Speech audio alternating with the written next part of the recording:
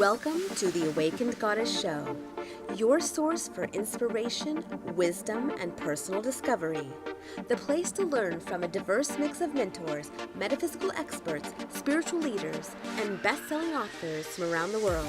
I'm Angela Wilkinson, intuitive coach and founder of the Awakened Goddess Academy. Join me as I explore the minds of my masterful guests while they share powerful insights and easy-to-use tools you can start using right away. Now, let's tap into the energy of the Awakened Goddess and be enlightened by today's guest. Welcome, Cimi, to the Awakened Goddess Show. I am so looking forward to this conversation today because you have an incredible story, and I can't wait for people to hear it because I think that the journey that you have been on is one that some people can relate to, and others they'll find it really fascinating. So welcome. Well, thank you. It's nice to be here. Yeah, great. So let's just start at the beginning. In the early 80s, you had a spontaneous spiritual awakening. So let's start there and explain what happened. What happened kind of leading up to that? What happened during these, I know it was like 72 hours that things unfolded for you, and then what's been happening since? Okay. So, yeah. It was actually 28 hours. Oh, 28 hours. Yeah, Okay. right. 1982, I worked for a major hotel corporation as an accountant, and thought I was quite happy there. Mm-hmm. And anyway, one Friday afternoon, I went home early because I'd been feeling kind of uncomfortable in my body all from early morning throughout the day. And what I didn't realize was happening was a spontaneous spiritual awakening where I received all of my, I guess you would call it, intuitive abilities within a 28-hour period of time. The first thing that came was the clairaudience, where you can hear into other dimensions. Mm. And then the next thing was the clairvoyance, where you actually see into other dimensions. And then I also had clairsentience abilities, where, say, you're driving down the highway and you feel like somebody's staring at you, and you turn around, and sure enough, they are. Mm-hmm. You sense that before you actually verified it with your mind. And then I also got prophecy, where I could go into the future at will without any reservation. It was like just so simple to do. Mm. And I didn't ask for this to happen. I started speaking to some angel guides that were assisting me through the process. They began to tell me what was happening to me and the things that I was about to experience. And then, of course, I had a gazillion questions to, have them verify what they were telling me. And they really had their work cut out for them, because I was very analytical, linear, and I asked so many questions. And so they satisfied those questions, and so I began to work with them. And from early morning on a Friday morning in 1982 until early morning Saturday morning, or mid-morning really, I received all of these spiritual gifts. And of course, I didn't know how to use them at the time. But the angel guides that were helping me began to guide me about what to do, and how to embrace this spiritual awakening. Mm-hmm. And I was guided to call a friend of mine who had something very similar. She had the clairaudience come to her about 2 months prior to that. Mm. And so they said that just to verify things on the physical, she could explain to me some of the things that were going on, and she could help balance me, because when that spiritual awakening took place, energy was just pouring out of my chakras. Well, at that time, I didn't even know what a chakra was, and I didn't know what an auric field was. That was not a part of my It wasn't your vocabulary. knowledge or education, or just none of that in my background. And so when I started following the guidance, everything would come true, just like the angels had told me. And they began to teach me how to use these spiritual gifts. And what was really interesting is they would teach me a healing process or modality, and I would actually practice it for 2 or 3 months. And then they would say, well, you might want to go and take this class. And my first class was a Reiki class. And what was really interesting was I had been doing the Reiki by the guidance of my angel guides since the awakening, but I didn't know what it was. I didn't have any type of name or understanding of the process. And so they guided me to go and get my Reiki training, 1, 2, and the mastery. And then after that, they taught me etheric healing. And then I went to learn from a teacher, what that was. And so it just started rolling into one thing after another. And over the last 34 years, I have 52 certifications and trainings. Wow. But I mean, it didn't happen overnight. Right. It was like over the last 34 years. And suddenly I realized, these angel guides and teachers were teaching me how to take care of myself in the 21st century. It took a long time to gather that much experience with healing and with energy work, but it has just been an incredible experience. And I still talk to the same angel guides, and then of course they have brought in master teachers and angelic archangels to work with me as well. And those are the primary guides that I work with now, are the archangels and the master teachers. But I still rely on those original teachers that came in to explain what the spontaneous awakening was all about. And even within just a few moments of me taking on some of these beautiful gifts, I just felt so nurtured and so,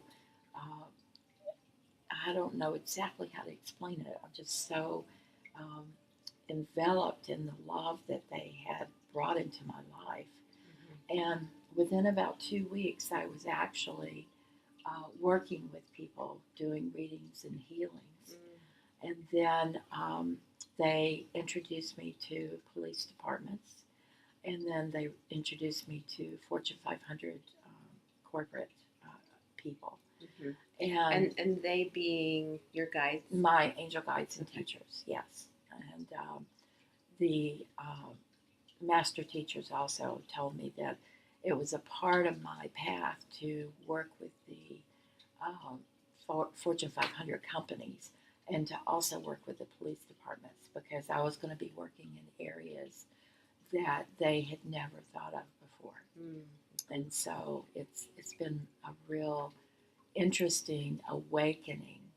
And having the 52 certifications and trainings has just built an incredible resume for me to share with people. And even though I may not use all of those types of healing abilities every day, when I meet with someone and I get the internal message or nudge that they might need Reiki, then I know where to send them. Or if they might need some type of medical treatment. I don't diagnose, but I do get the nudge if they need to see a chiropractor or a medical doctor or a specialist like a neurosurgeon or something like that. And so it's been an incredible awakening to go through all of these trainings and then to identify what I can help people with. Mm-hmm. And my main goal is to be able to serve people and give them exactly what they need the most at this time in their life. Yeah. And recently, I was just recognized in January of 2016 of being one of the 50 top mediums and psychics in the U.S. That's incredible. Yeah, so I was really pleased to get that recognition. So, Yeah. That's such an incredible journey and unfolding how everything happened for you. And so, looking back, do you have any better understanding of why this happened?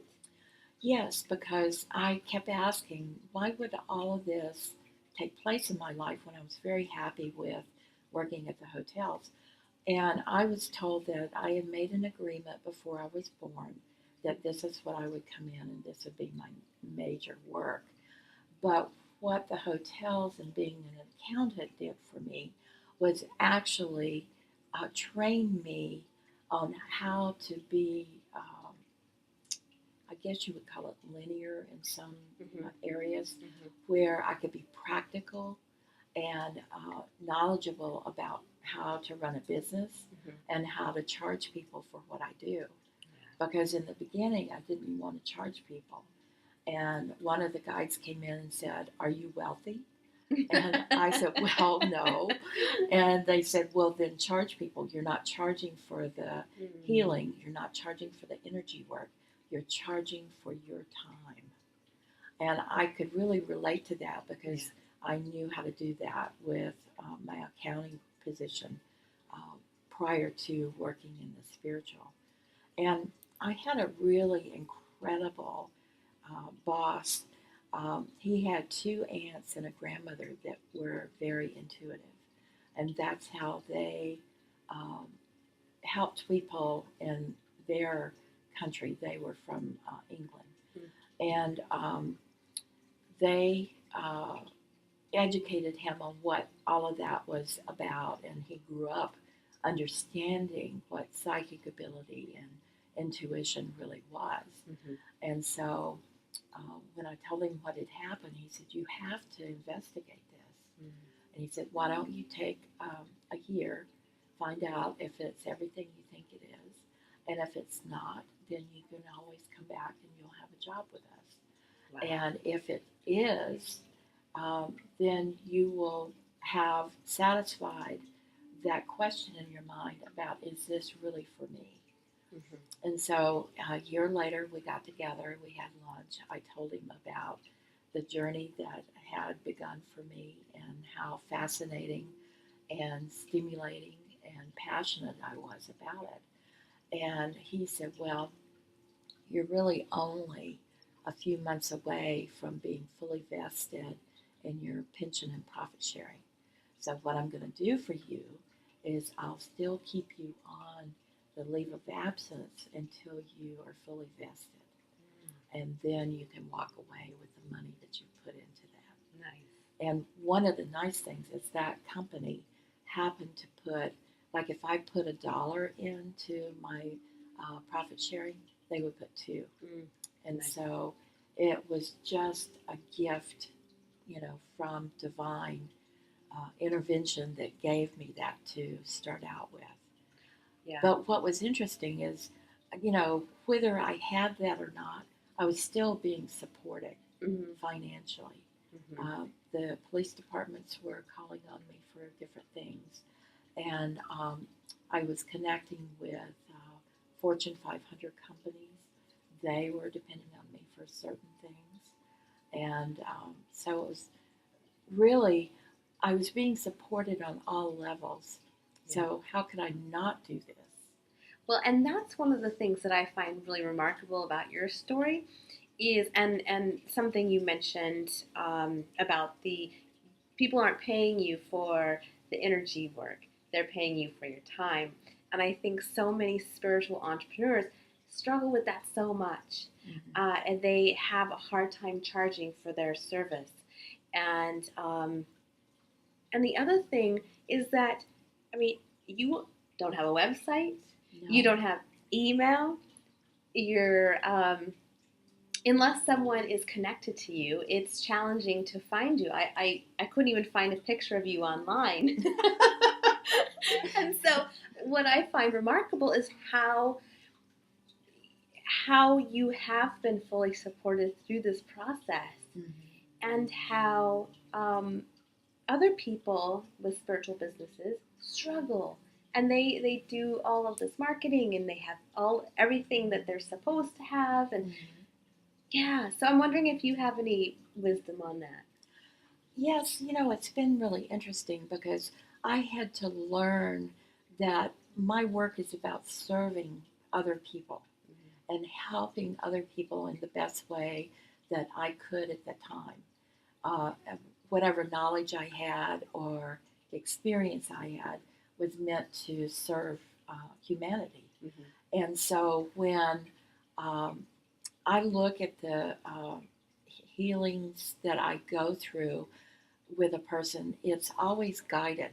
It's always, I have the intuition to know what to do with them. Mm-hmm. And so it's the same thing with bringing business in. I will feel passionate about one part of my abilities. Say, like this last few months, I was very passionate about teaching people how to be a medium. And that was fun. And then when about 8 months of that, into that, I figured I was ready for something else. Mm. And I would just say, okay, guide me, direct me, and bring me the right people to serve for the right reasons. And so when I want to shift and change and follow my passion, then what I do is I just say to the universe and to God that I'm ready to teach medical intuitive work, or I'm ready to do etheric healing, or I'm ready to teach people how to be intuitive. So it really doesn't matter what I'm doing. It's like you have to have that passion behind it. Right. And so the passion is what drives the people to find me. Because when I say, God, I'm ready to do this part of what I have been trained to do, and all of a sudden the phone will ring, people will call and say, somebody told me about you, or I saw your picture somewhere, or I went to the Body Mind Spirit Expo and you were, doing readings there, and my sister saw you. And so it's kind of like both word of mouth, and it doesn't matter where I live because I have clients in Europe. Yeah. I have clients in Hawaii and Japan. It's always like I'm stacked up with people waiting to see me. So Yeah. Yeah, and there is definitely a sense that I have that it's all in divine flow. It seems like you're able to you're riding the wave mhm, and going with the flow, and then it's like you're asking and you're receiving, right. um, which I think is another thing that people struggle with. We have learned how to ask, Mhm, but we haven't necessarily learned how to receive. yeah. So, being that you came from a linear background, um, was there any lessons that you had to learn about receiving? And Actually, I had been charging for my time, and so that kind of got me used to charging for my time, with my spiritual work. But I did have to learn the lesson that it was my time and not the spiritual work that I was charging for. And once what's the difference? Like, well, how do you see the difference? um, a lot of people feel like when you do energy work, you shouldn't put a price on it. Mm-hmm. And I thought, well, that sounds reasonable, but how am I going to continue to help people and be provided for? Right. And so when the guide asked me, was I wealthy? And if not, then I should be charging for my time, it made more sense to me. Mhm. But here's something that I think will help a lot of people because this helped me quite a bit. When you charge for your time, it's like people are more apt to pay you for the time that they spend with you, and that it's not like a hit to their pocket. Mhm. It's like I charge by the minute, and oftentimes people will charge by, say, like if they do a Reiki healing or some other type of energetic healing, when they charge by like the service or by an hour, um, people seem to want to gravitate toward the minute. Hmm. And what I tell people is I charge $3.99 a minute, and you tell me how many minutes you want. Mhm. And so people then can arrange their budget Mhm. and they can decide, okay, how far do I want to go with the payment on this? Mhm. And all of my in person appointments are minimum of an hour because of the setup and the prayer work that I do ahead of time. But if somebody wants a 5 minute reading or 10-minute reading, I can do that by telephone very easily. Mhm. And I don't have a website. I've had people tell me, you're not going to be successful without a website. And that's just not true Mhm. because almost every day when I tell people I don't do email and I don't have a website, I get people saying, how do you do that?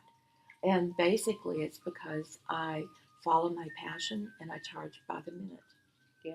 And so Well, I and I don't. think, and you're talking to your spirit team. Exactly. Yeah. Exactly.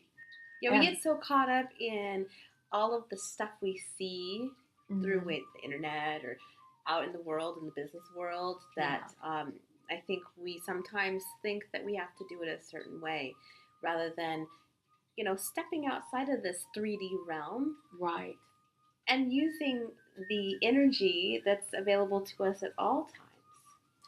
And what's interesting to me is every time I tried to advertise, and this was years ago, no one would call from the advertisements. Interesting. But every time I'd say I'm passionate about doing um, essential oils or uh, flower essences, or I want to do animal healings, Hmm. anything like that.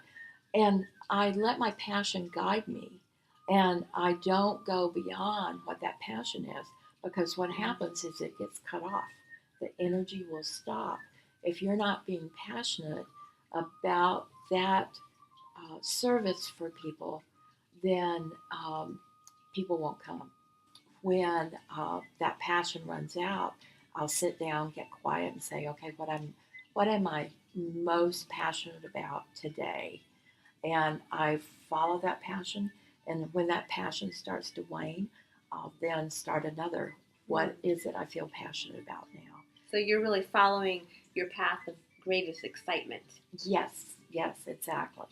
And what happens a lot of times when people take a healing modality and maybe they've spent $1,200 to learn whatever that is, then they feel obligated to go out and do that and try to market that. Hmm. And that might not be the best thing for them.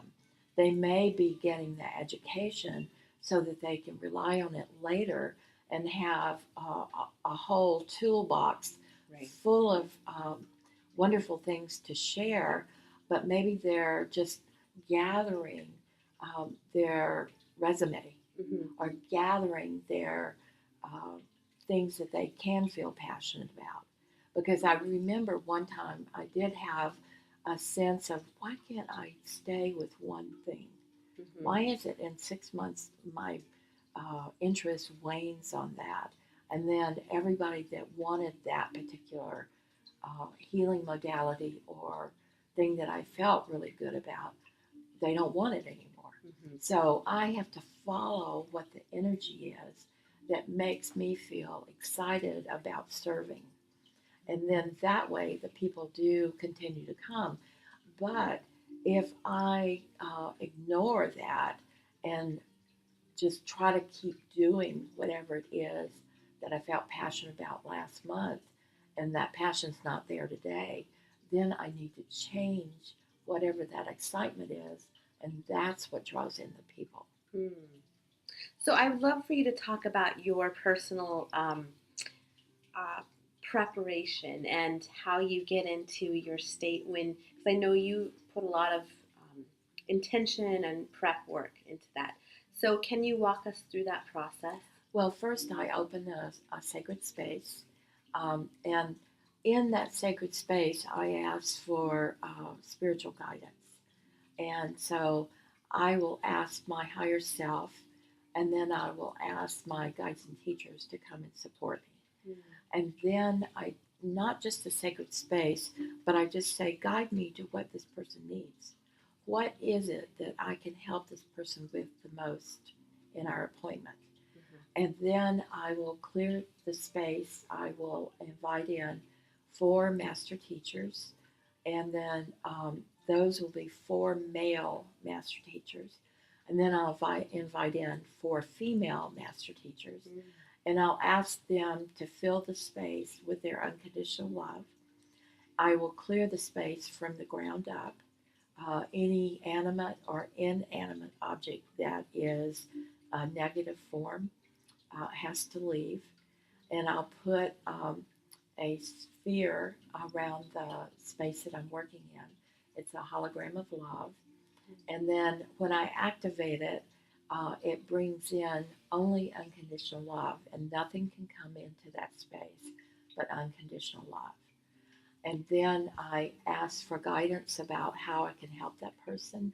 Sometimes I'll get it through a thought, and then sometimes I won't know until the person is in front of me or on the telephone. And then I just place the intentions of having that person be happy with what we do. I want them to be served in the best way.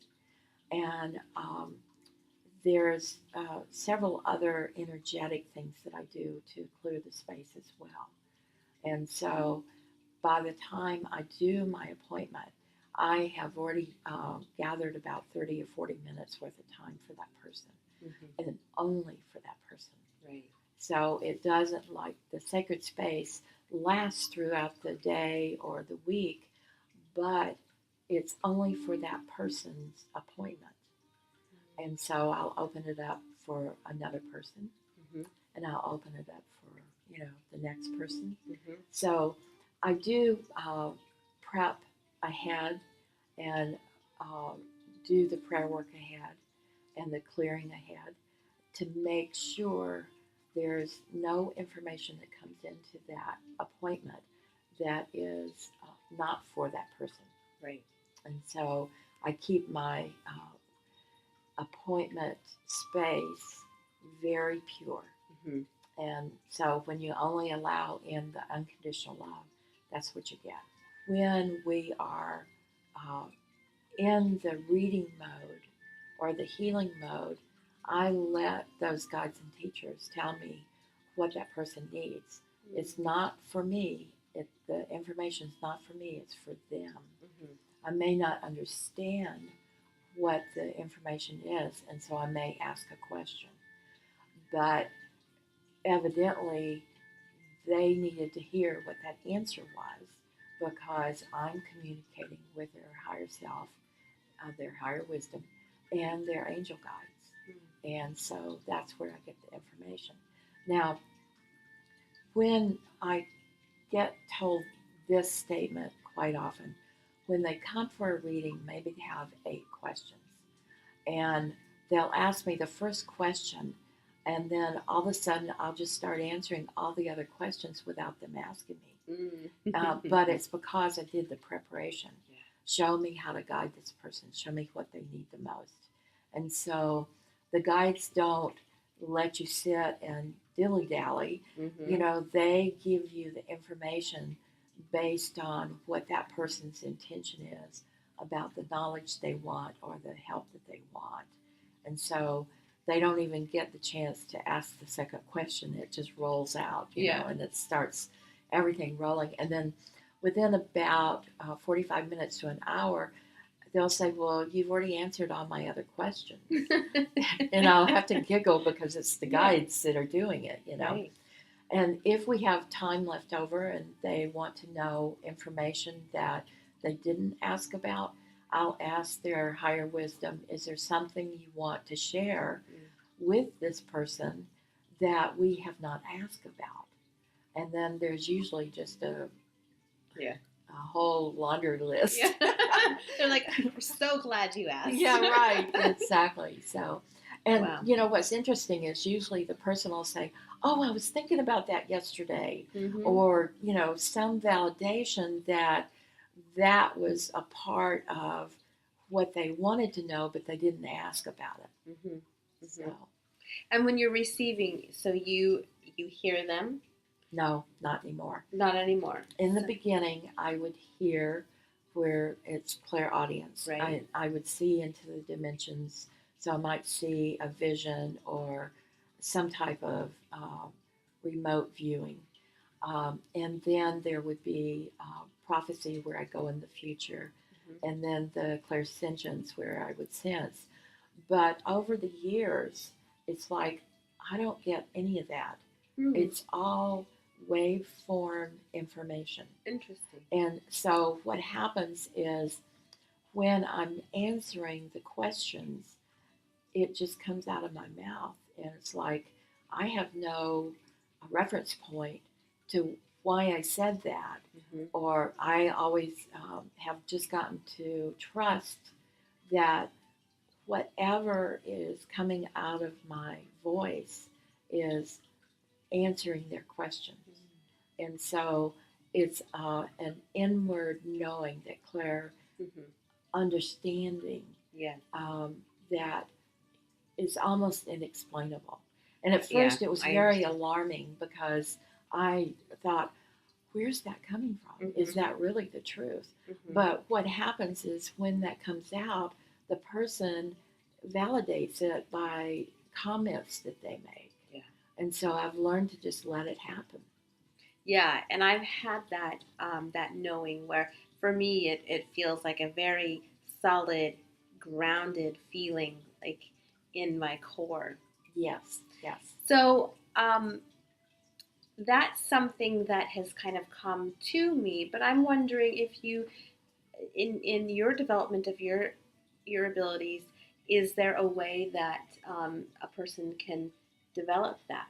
Like, how did you go through that process of opening yourself up more? I'm really glad you asked that because I think this is the core of all intuitive work is meditation. Mm-hmm. And fortunately, I was given a tool that I had worked with in Atlantean times, in Egyptian times, and also in Lemuria. And that particular meditation came to me, and then my male spiritual counterpart, um, we brought it in specifically to help humanity. And it basically clears your aura, clears your chakras, because it's kind of like when you clear your aura and your chakras on a daily basis, you are clearing out other people's intentions and you're clearing out anything that you might have bumped into that was challenging, but you neutralize it before it happens. Mm-hmm. And so, this particular meditation, and I teach it to other people as well, is something that it connects you with your higher wisdom. It also connects you with Lord Sananda, who is the evolved beingness of Jesus.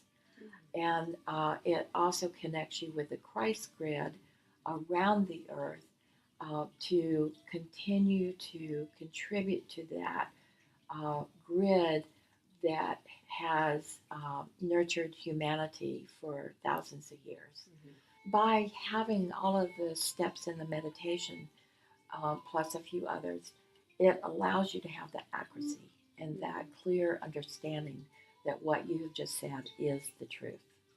And even if people do not agree with it, if they argue with it, or if they can't accept it right at that moment, I still do not allow that to sway me, because I know that came through their guidance.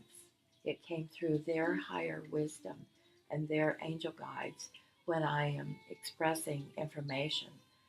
So the meditation is the most important thing anybody can do to open up that spiritual awareness. Now, there's millions of meditations out there. Right.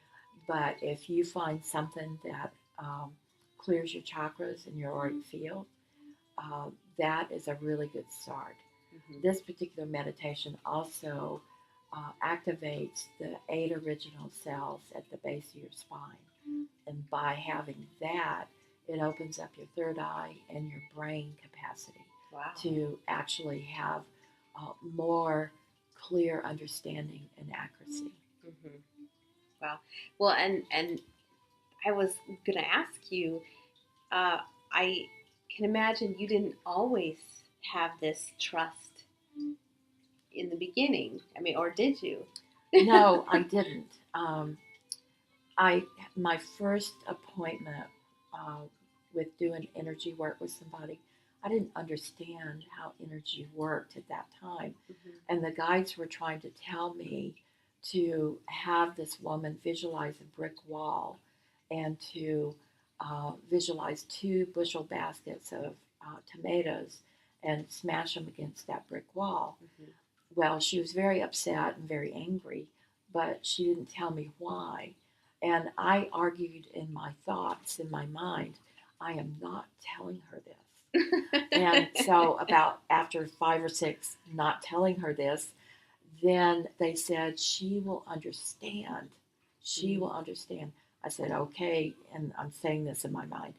If she laughs at me, I will never trust you again. Well, when I told her to visualize the brick wall and the 2 bushel baskets of tomatoes, she started laughing hysterically. No. She laughed so hard she fell off my sofa.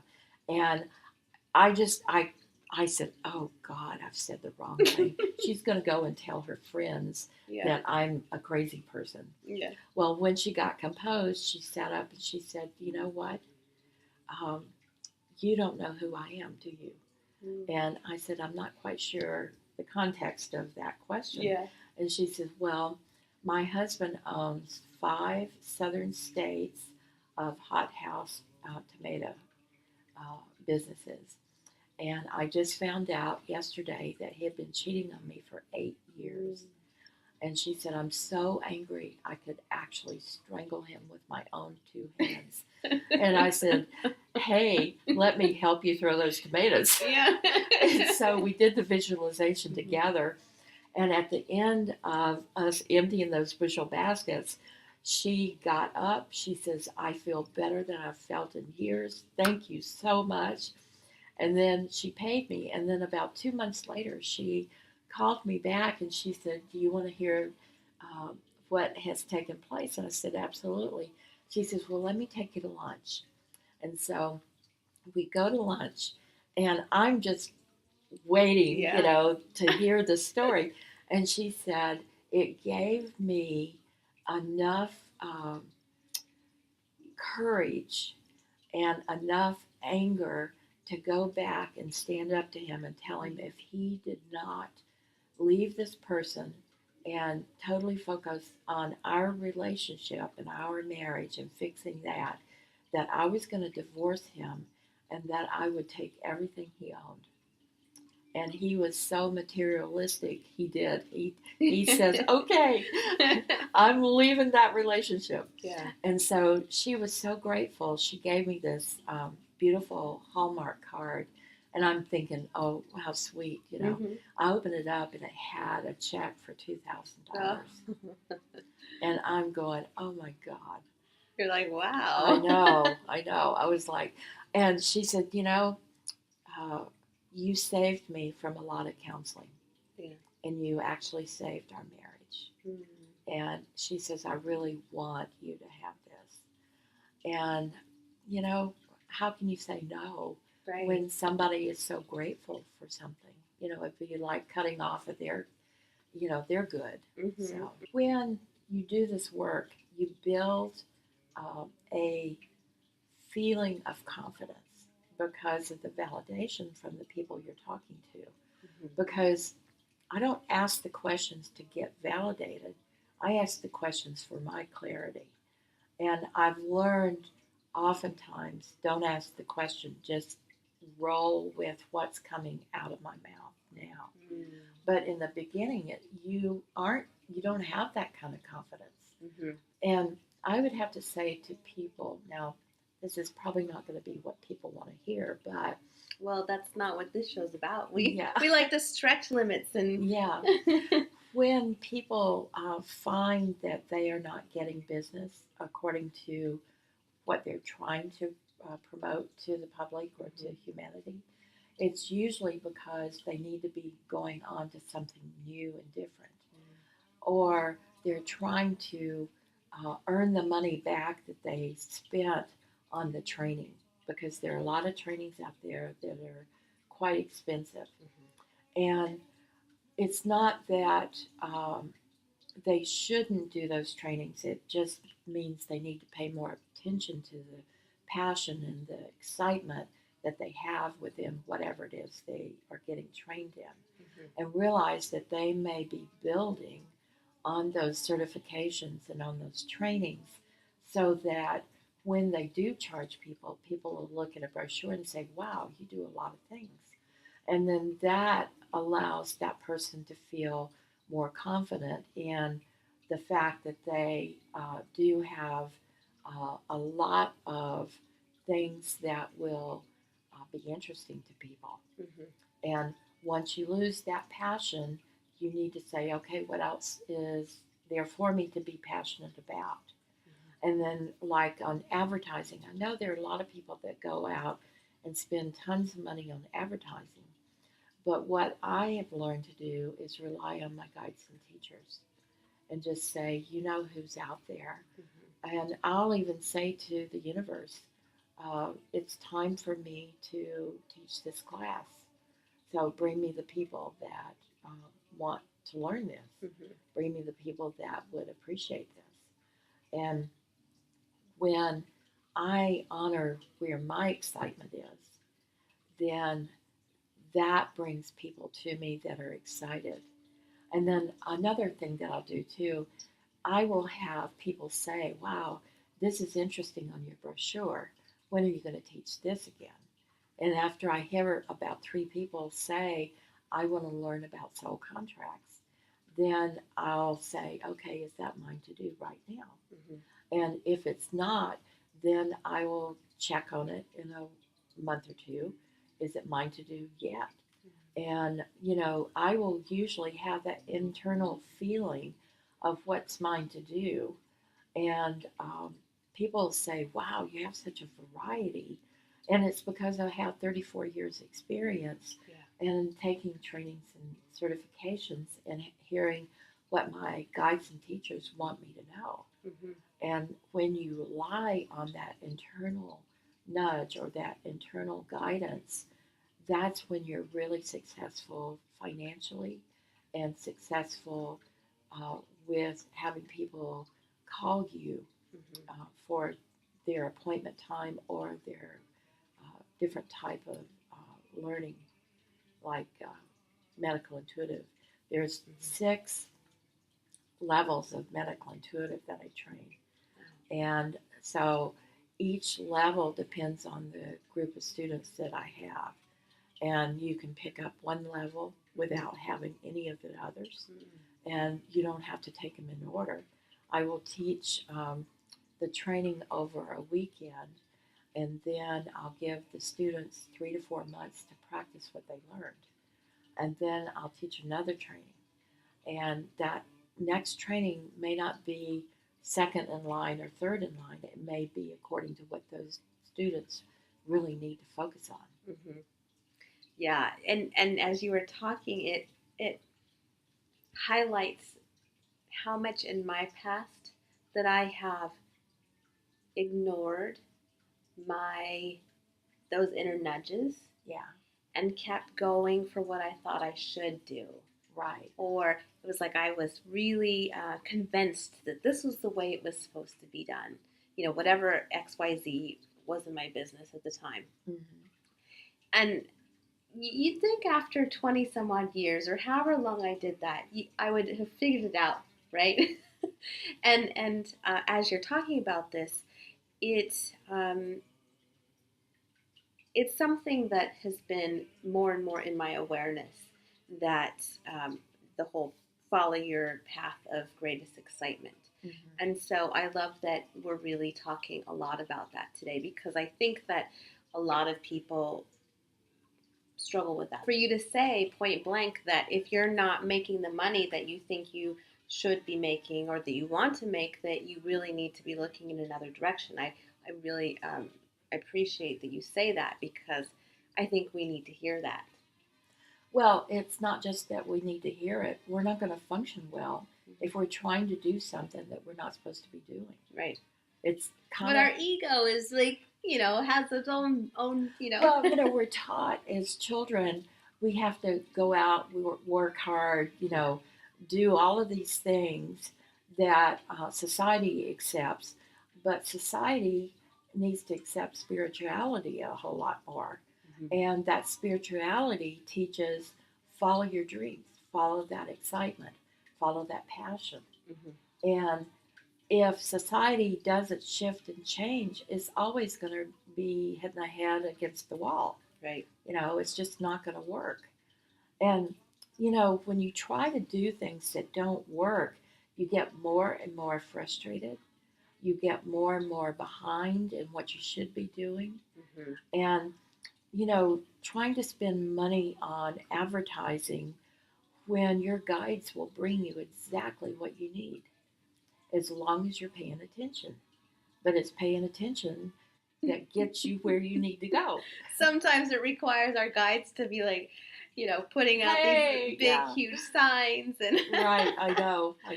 the brick walls. And okay, so let's get some really tangible, like what what are some signs that would be guiding us that maybe we're not seeing? Having a lot of fatigue, feeling tired to the point where you have to take naps every day. That sounds like my dad.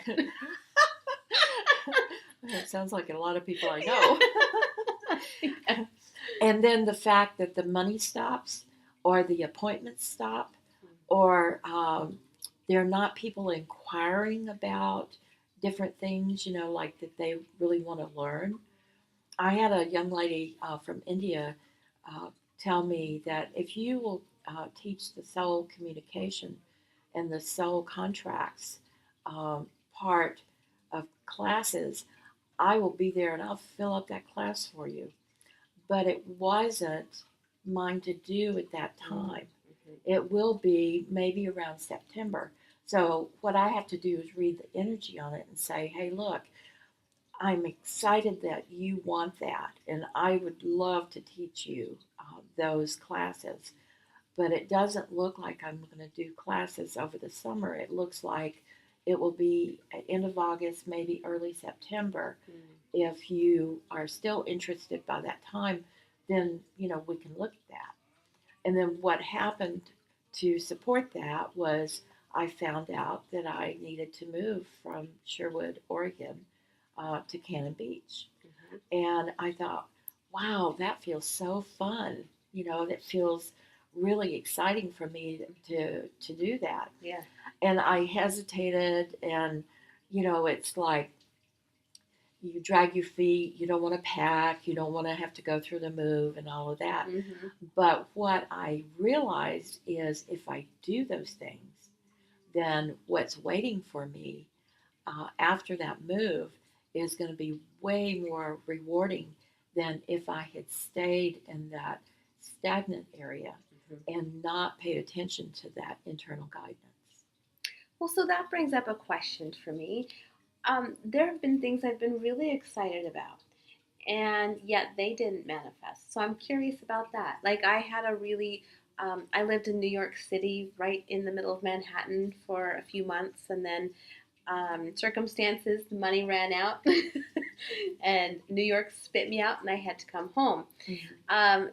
And then I had this really strong passion and desire to go back, yet I couldn't manifest the money or what it was I needed to get there.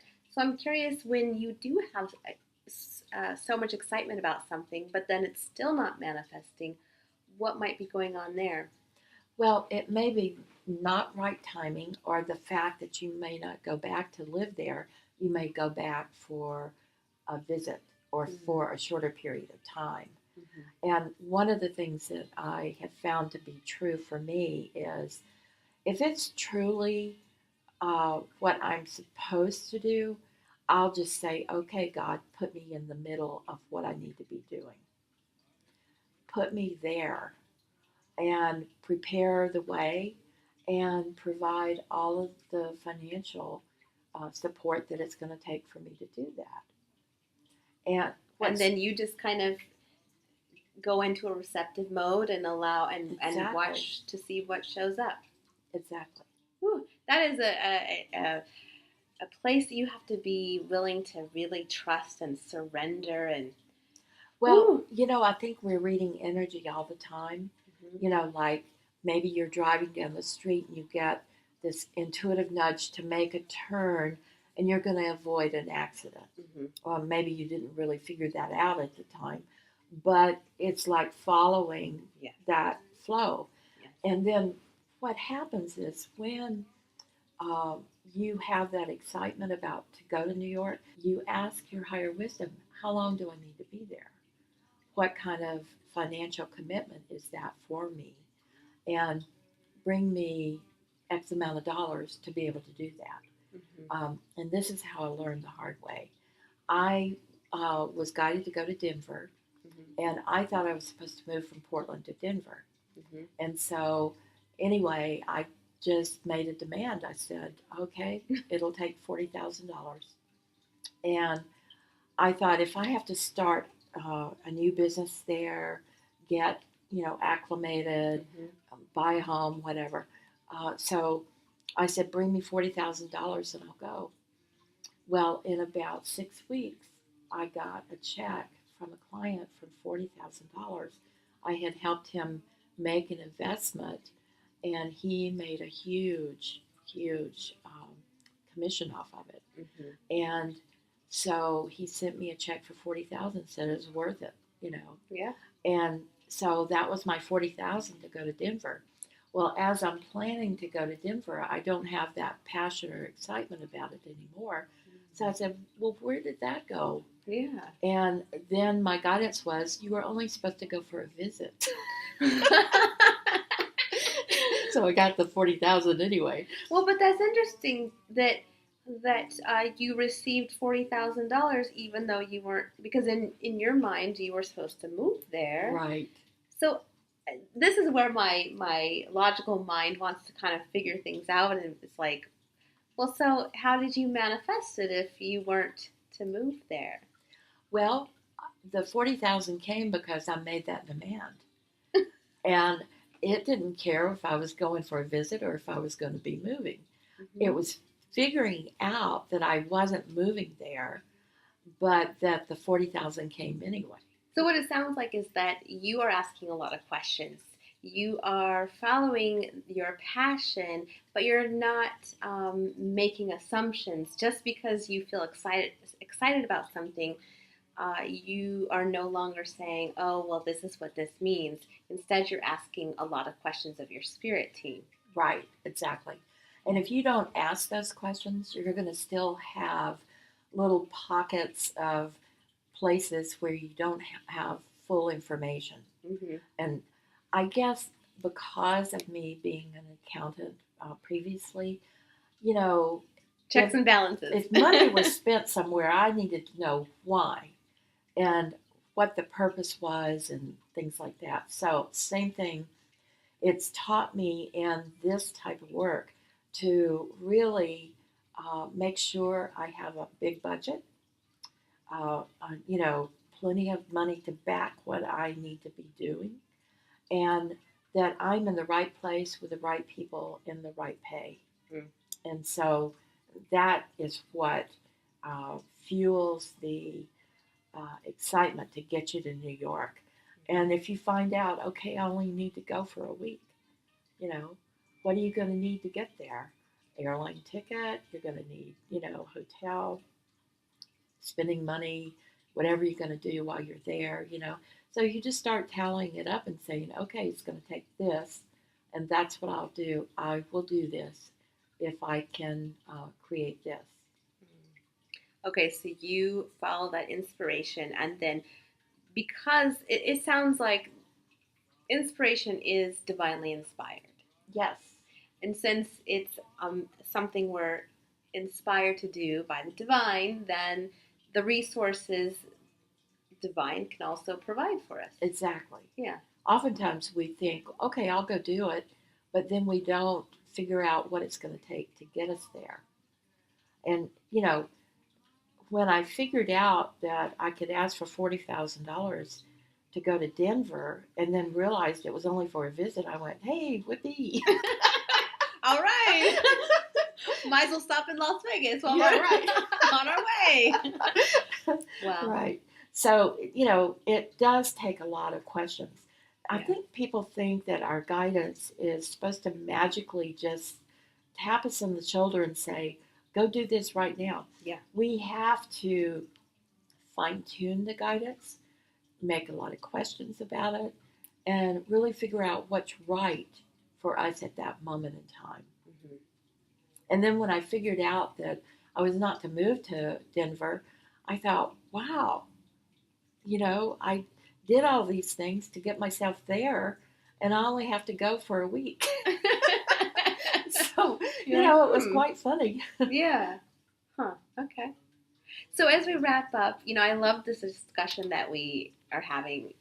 I really had no idea where it was going to go. This is a little unexpected where we ended up, and I love it. So any last words, any practical tips that you have for people that want to maybe step into what's next for them? I think the most important thing is meditate. That meditation is going to open your awareness to where you need to go and what you need to be doing.